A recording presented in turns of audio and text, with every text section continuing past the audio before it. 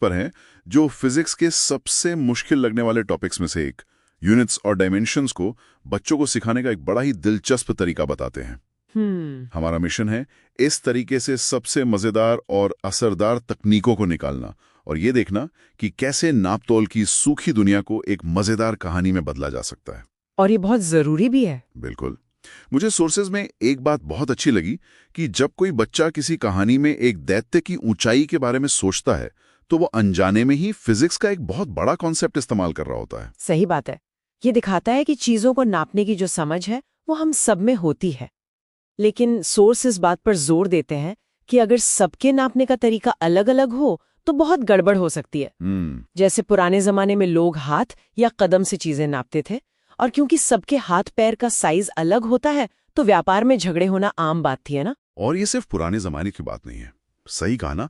Sources में आज के जमाने का भी एक बहुत चौंकाने वाला किस्सा है। हाँ, 1999 का मार्स क्लाइमेट ऑर्बिटर का किस्सा। वो एक स्पेसक्राफ्ट था मंगल ग्रह के लिए। अच्छा। लेकिन वो मिशन पूरी तरह तबाह हो गया, सिर्फ इसलिए क्योंकि एक इंजीनियरिंग टीम ने मीटर और किलोग्राम मतलब मीट्रिक सिस्टम का इस्तेमाल किया और दूसरी ने फीट और पाउंड यानी अंग्रेजी सिस्टम का। ओहो। तो इस छोटी सी कंफ्यूजन से हुआ क्या? इसी कंफ्यूजन की वजह से करोड़ों डॉलर का वो स्पेसक्राफ्ट मंगल के वायुमंडल में जलकर राख हो गया। मतलब एक छोटी सी यूनिट की गड़बड़ी ने करोड़ों डॉलर और सालों की मेहनत को राख में मिला दिया। बिल्कुल। ये बात मुझे लगता है एसआई यूनिट्स की अहमियत बताने का सबसे पावरफुल तरीका है। ये सिर्फ टेक्स्ट बुक के नियम नहीं है ना, ये वो भाषा है जो साइंस को ऐसी तबाहियों से बचाती है। एकदम सही। तो ये 7 बेसिक एसआई यूनिट्स हैं जिन्हें सोर्सेज मापन की वर्णमाला कहते हैं। वर्णमाला, अच्छा। और इन 7 को याद रखने के लिए सोर्सेज में एक बड़ा मजेदार और थोड़ा अजीब सा फॉर्मूला दिया है। वो क्या है? स्मैक अ मोल केविन। क्या? हाँ, मतलब एक केविन नाम के छुछुंदर को थप्पड़ मारो। इसमें एस है सेकंड के लिए, m metre, A ampere, C candela, K kilogram, mole mole और केविन केल्विन। अरे वाह, ये तो कभी नहीं भूलेगा। मुझे हमेशा स्कूल में याद करने में दिक्कत होती थी। स्मैक अ मोल केविन, कमाल है। वैसे इसमें ये कैंडेला क्या चीज है? ये ज्यादा सुनने में नहीं आता। कैंडेला रोशनी की चमक को नापता है और दिलचस्प बात यह है कि ये लैटिन शब्द कैंडल से आया है। ओह, कैंडल से? हाँ, और एक कैंडेला लगभग एक मोमबत्ती की चमक के बराबर ही होता है। अच्छा, तो ये 7 यूनिट्स तो हो गई हमारी वर्णमाला, पर हम तो स्पीड या एरिया जैसी चीजें भी नापते हैं।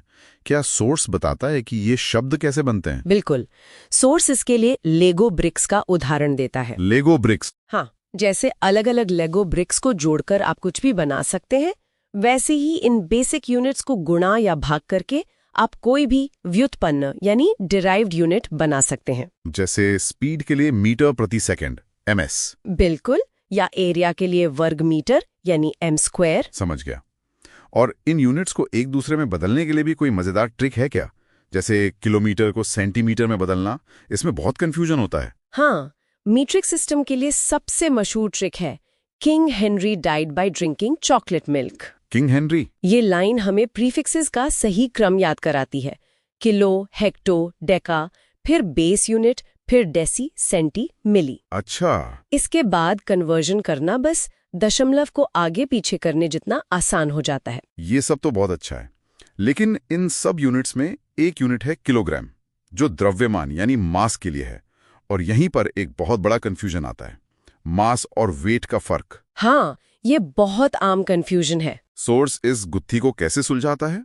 इसके लिए सोर्स हमें चांद पर गए एक एस्ट्रोनॉट की कल्पना करने को कहता है। ठीक है। किसी इंसान का द्रव्यमान यानी उसके अंदर मौजूद पदार्थ की मात्रा, वो चाहे पृथ्वी पर हो या चांद पर, हमेशा एक जैसी रहती है।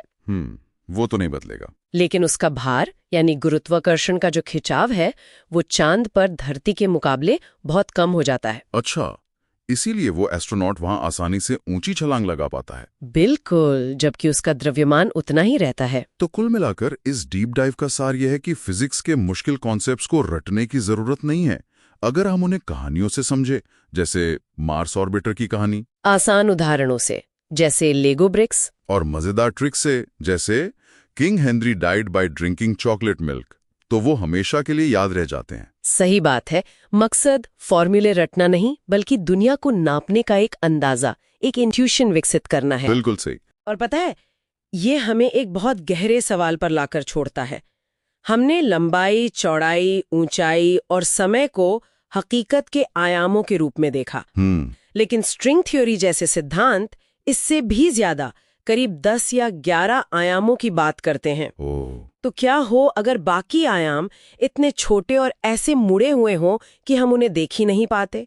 ठीक वैसे ही जैसे बहुत दूर से देखने पर एक घुमावदार सीढ़ी भी बस एक सीधी लकीर जैसी दिखती है। वाह, ये सोचने पर मजबूर करता है कि हकीकत के बारे में हमारी समझ कितनी सीमित हो सकती है।